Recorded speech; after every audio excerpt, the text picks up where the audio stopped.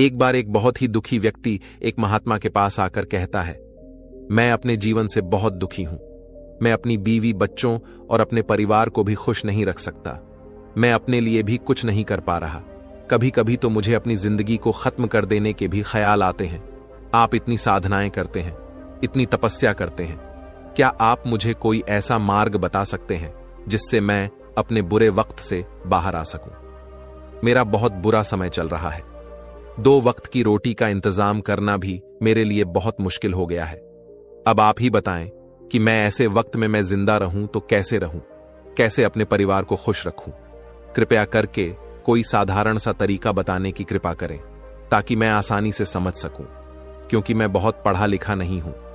अगर आप बड़ी से बड़ी ज्ञान की बातें करेंगे तो शायद मैं कभी समझ भी नहीं पाऊंगा। यह सुनकर महात्मा ने मुस्कुराते हुए कहा कि तुम एक काम कर सकते हो। फिर महात्मा ने सामने की ओर इशारा करते हुए कहा कि उस ऊंची पहाड़ी पर एक मंदिर है और उस मंदिर के पास चींटियों का एक घर है जहां पर हजारों चींटियां रहती हैं। तुम्हें सुनने में बड़ा अजीब लगेगा, लेकिन वह चींटियां उस मंदिर की जमीन को खराब कर देती है, उस मिट्टी की उपजाऊ शक्ति को खत्म कर देती है, जिसके कारण वहां पर कोई भी पेड़ या कोई भी घास पनप नहीं पाती है।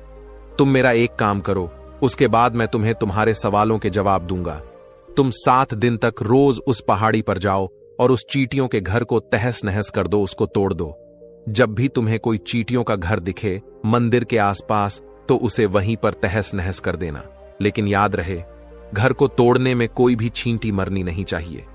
इस बात को समझने का प्रयास करते हुए वह युवक वहां से चला गया। शायद उसको कुछ समझ में नहीं आया था कि महात्मा जी ऐसा क्यों करवा रहे हैं। तो वह उन चींटियों पर अन्याय कर रहे हैं, उनका घर तोड़वा रहे हैं, उन्हें नुकसान पहुंचा रहे हैं। आखिर कौन महात्मा ऐसा करेगा? लेकिन फिर भी उस महात्मा की बात मानते हुए वह अगले दिन से ही पहाड़ी पर जाना शुरू कर देता है। जब वह पहले दिन पहाड़ी पर पहुंचता है तो देखता है कि बहुत सारी चींटियां अपना खाना जुटाने में लगी हुई हैं। सारी चींटियां कतार से चल रही हैं और अनाज के छोटे छोटे कण उठाकर अपने घर में जमा करती जा रही है। यह देखकर पहले तो उस युवक का मन कमजोर पड़ गया। उसने सोचा कि यह इतनी मेहनत करके अपना घर भर रही है और मैं इनके घर को तबाह कर दूंगा तो इनको कितना बुरा लगेगा। लेकिन फिर उसने उस महात्मा की बात याद करते हुए उस घर को तोड़ना शुरू कर दिया। जल्द ही चींटियों में हाहाकार मच गया। वह इधर उधर दौड़ने लगी। अभी तक जो कतार से चल रही थी अब वह बिखर गई और इधर उधर अपनी जान बचाने के लिए भागने लगी।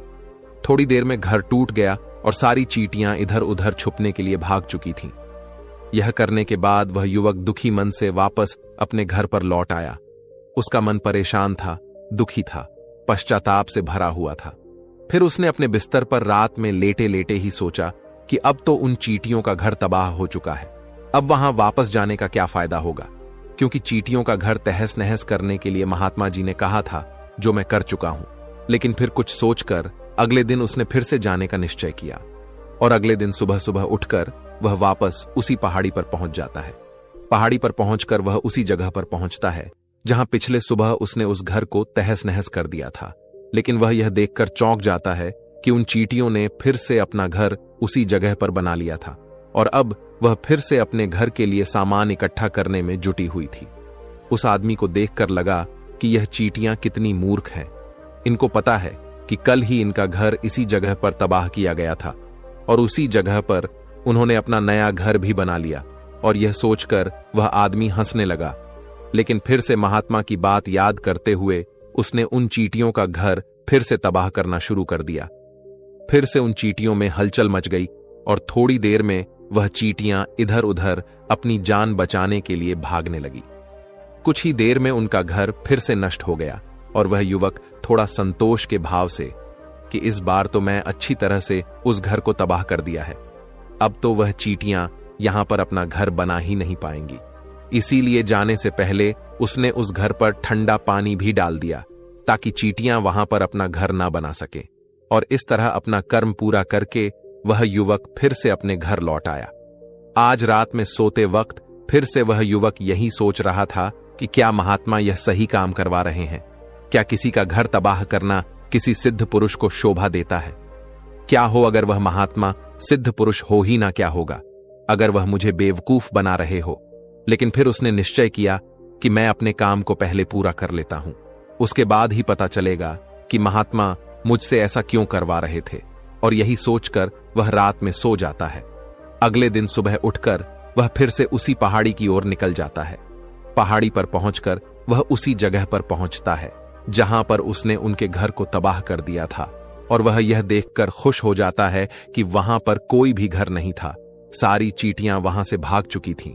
अब उसने सोचा कि अब मेरा रोज रोज आने का क्या फायदा होगा, क्योंकि चींटियां तो अपना घर बदल चुकी हैं और महात्मा जी ने मुझे 7 दिन आने के बाद कहा था।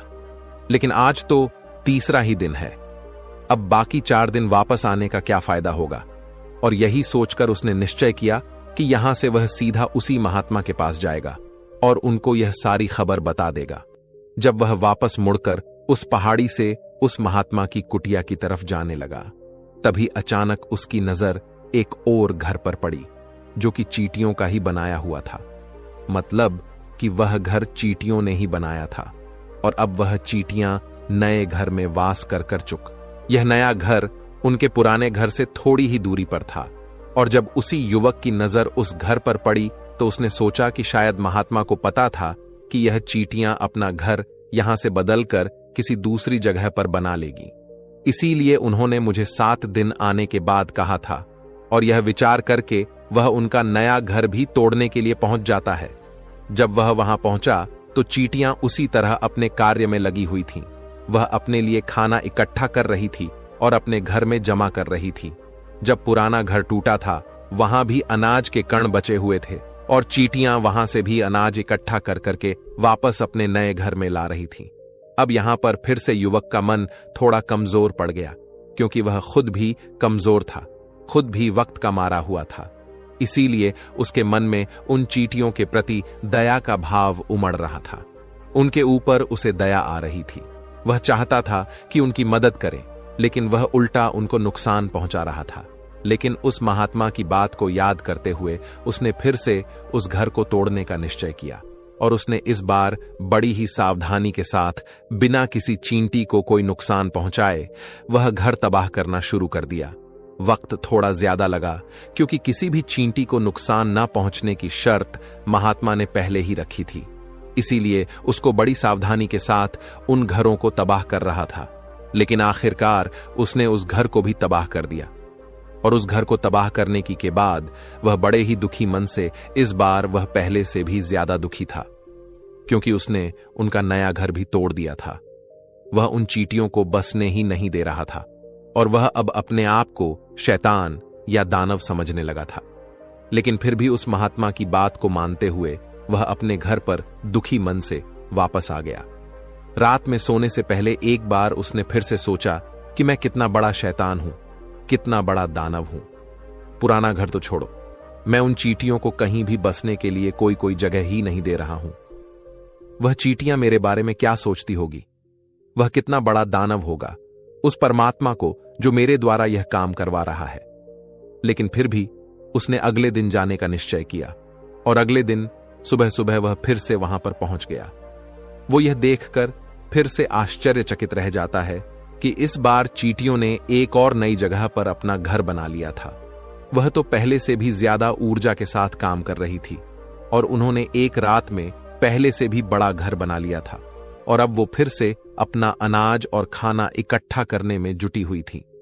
यह देखकर उस आदमी को लगा कि यह चींटियां किस मिट्टी की बनी हुई हैं। मैं उनको बार बार यहां से भगाने की कोशिश कर रहा हूं, और यह वहीं पर अपना घर बना लेती है। क्या इनको पता नहीं है कि मैं यहां पर कभी भी बसने नहीं दूंगा? ये चींटी है, दिखने में इतनी छोटी है, लेकिन फिर भी ये मुझसे हार नहीं मान रही है। बड़ी ताज्जुब की बात है। और इस बार उसने गुस्से में उस घर को तहस नहस करना शुरू कर दिया। लेकिन इस बार तहस नहस करते हुए कुछ चींटियां वहीं पर मर गईं। उसके पैरों तले कुचल दी गई। कुचलने के बाद जब वह अपने अहंकार से बाहर आया तो उसने देखा कि गुस्से में उसने उन चींटियों को कितना क्षति पहुंचा दी है। उसका मन पश्चाताप से भर गया और वह रोता हुआ अपने घर की तरफ बढ़ गया। रात में सोते वक्त उसने सोचा कि मैं उन चींटियों पर बहुत ज्यादा अत्याचार कर रहा हूं, अब इससे ज्यादा अत्याचार मैं नहीं कर पाऊंगा। और यही सोचकर वह अगले दिन उन चींटियों के लिए अपने घर से थोड़ा आटा लेकर उसी पहाड़ी पर पहुंच जाता है। आज उसके मन में उन चींटियों के प्रति श्रद्धा का भाव था, दया का भाव था। आज वह उनकी मदद करना चाहता था, और जब वह वहां पर पहुंचा तो चींटियां फिर से अपने नए घर को बनाने में जुटी हुई थीं। उसने बड़े ही करुणा के साथ उन चींटियों को अपना लाया हुआ आटा खिलाया। अगले 7 दिनों तक वह ऐसा ही करता रहा। वो रोज सुबह जाता, उन चींटियों को अपने हाथों से आटा खिलाता। 7 दिन के बाद वह युवक उस महात्मा के पास पहुंचकर हाथ जोड़कर बोलता है कि हे महात्मा जी, मुझे माफ कर देना। मैंने उन चींटियों का घर तबाह करने के लिए बहुत कोशिश की। मैंने उनका घर तबाह किया भी 1 बार नहीं, 4 बार। मैंने उनका घर तोड़ा, उसके बाद में हिम्मत नहीं कर पाया, उनके घर को नहीं तोड़ पाया। मैं समझ सकता हूं कि मैं आपका काम पूरा नहीं किया, और इसके बदले आप मुझे तरीका भी नहीं बताएंगे जो कि मुझे मेरे बुरे समय से बाहर निकाल सकता है। लेकिन मुझे इसका कोई परवाह नहीं है। मुझे लगता है कि मैंने जो किया वह सही किया, इसीलिए मैं आपसे आज्ञा लेकर वापस जा रहा हूं। कृपया मुझे वापस अपने घर जाने की आज्ञा दीजिए। यह सुनकर महात्मा ने मुस्कुराते हुए कहा कि अरे बेटा, कहां चल दिए, रुको तो सही, जलपान तो कर लो, थोड़ी देर ठहर जाओ, उसके बाद चले जाना। और यह कहकर वह महात्मा उस युवक के लिए पानी लेकर आते हैं। पानी पिलाने के बाद महात्मा उस युवक से पूछते हैं कि तुम मुझे यह बताओ कि आखिर तुम उन चींटियों का घर तबाह क्यों नहीं कर सके। वह चींटियां तो छोटी है और तुम इतने विशाल काय हो, फिर भी तुम उन छोटी छोटी चींटियों का घर तबाह नहीं कर पाए। कहां है तुम्हारी शक्ति, तुम्हारा बाहुबल? इसका जवाब देते हुए उस युवक ने कहा कि हे महात्मा, मैंने उन चींटियों का घर तबाह कर दिया था, बार बार किया था। एक बार तो अपने गुस्से में उन चींटियों को भी हानि पहुंचा दी थी, लेकिन जिस दिन मैंने उनको हानि पहुंचाई, उसी दिन मुझे लगा कि मैं उनको क्यों हानि पहुंचा रहा हूं, क्यों इनको इतनी तकलीफ दे रहा हूं, और उसी दिन से मैंने उनको क्षति पहुंचाने की वजह, नुकसान पहुंचाने की वजह उनकी सहायता करनी शुरू कर दी। यह सुनकर उस महात्मा ने कहा कि यही तो सीखने की बात है। एक छोटी सी चींटी हमें जीवन का संदेश दे जाती है। मैंने तुम्हें उन चींटियों का घर तबाह करने के लिए नहीं भेजा था, मैंने तुम्हें भेजा था ताकि तुम उन चींटियों से कुछ सीख ले सको।